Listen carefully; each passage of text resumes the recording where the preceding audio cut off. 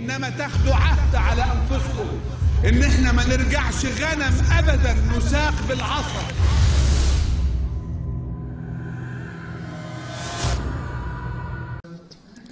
هذا المجلس نال شرفا كبيرا ونقول لهم جزاكم الله خيرا، لأنهم في المرحلة الحاسمة لما طولبوا بضرب الشعب قالوا لا، ليست هذه مهمتنا، مهمتنا الدفاع عن الشعب.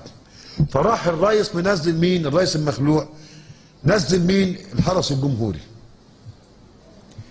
فهؤلاء أعطوا تحذيرا واضحا لحرس الجمهوري، لو ضرب طلقة سيضرب بطائرات الهليكوبتر التي كانت تحلق فوق ميدان التحرير. وما يقوليش انحزنا ولا ما انحزناش، لقد كان الأمر يومئذ ليس هناك بديل آخر.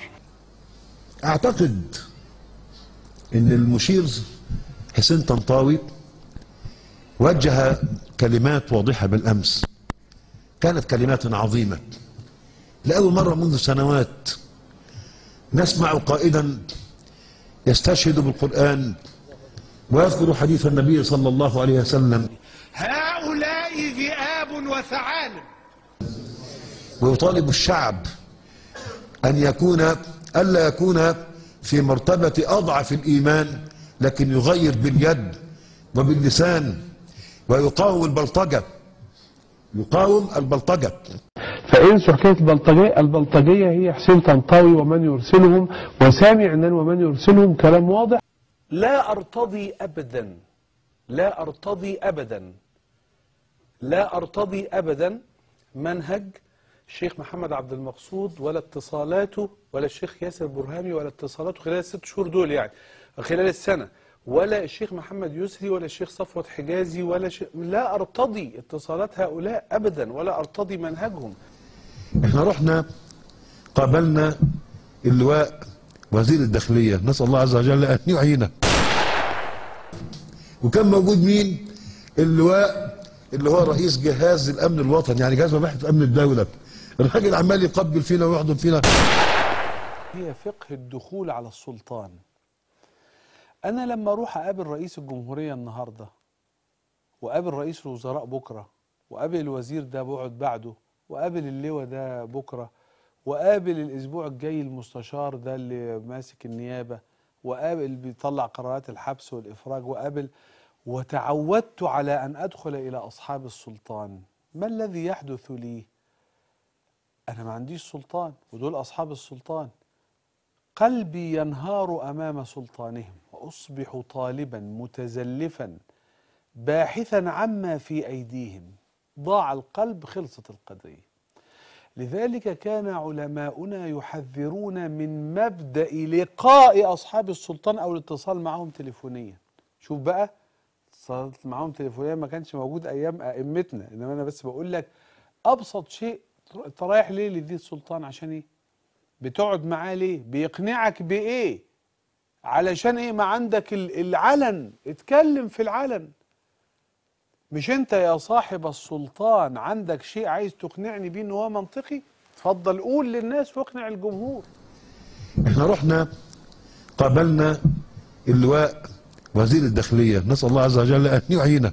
انه اذا كان اصحاب السلطان لديهم كلام فليقولوه للأمة، ولتتناقش الأمة لعلها تقتنع. انما انت مش محتاج تدخلني أوضة مغلقة علشان تشرح لي كلام مش مشروح للعامة. انت ومش محتاج تدخلني أوضة مغلقة عشان تقنعني بمشروع قرار أنا مش هو قرار العامة.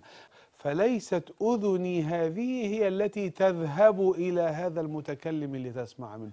لا يمكن. أسأل الله أن يطهر هذه الآذان. والله تعالى يقول إن السمع والبصر والفؤاد كل أولئك كان عنه سوف يسأل، كان عنه مسؤولا.